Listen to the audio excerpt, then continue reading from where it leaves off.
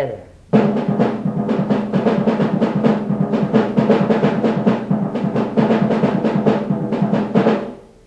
Glue this rhythm together. Blackwell had something that goes like this with the pedals and the hi-hat, bass drum and the hi-hat.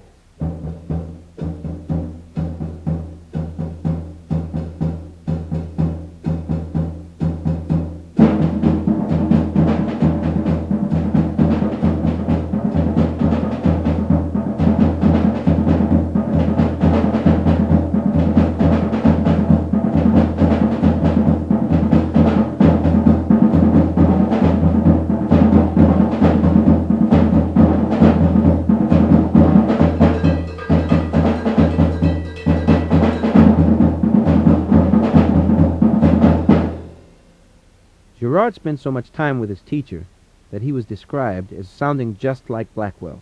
And Blackwell looked at me and he said, "Man, don't worry about it. This is a compliment." When I was practicing my drums, I always wanted to sound like Max Roach. And believe me, Gerard, he said, I'm still trying to sound like him. Blackwell began to receive calls from young saxophonists who wanted to work with him: David Murray, Jane Ira Bloom, and Joe Lovano. He loved to play with cats and let the music happen around the band, you know. Everybody's rhythm and phrasing would make him play something, and that would in turn make you play something. It wasn't that he copied or played what you played or would just play time for you. He would play in unison with you somehow, and just music would just keep going, you know. I mean, he could play music at a whisper, and it would be just as intense as something that was louder.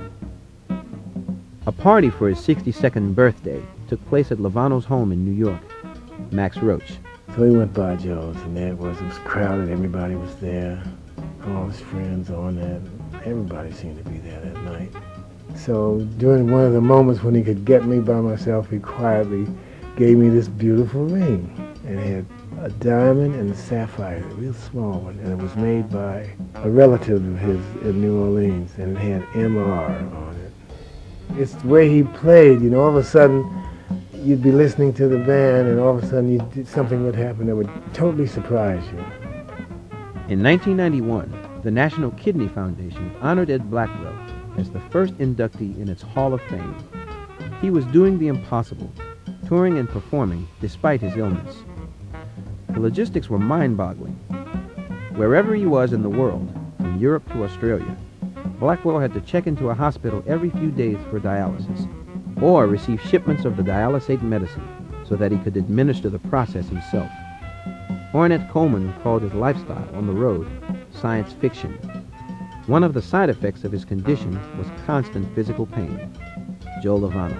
But one thing I really learned real quick, I mean, Blackwell didn't like to play a lot of takes, you know, in the studio. He played the first take of every tune was the one. A couple times, like we did a take, it felt so great, I wanted to play again, try to get a better take. The second takes, every time, Blackwell would just kind of conserve his energy. That was a sign to me also on my second record with him that he wasn't quite up to par. 2 months before he died, Blackwell performed in Oakland, California. His last performance became the first CD for his band, the Blackwell Project.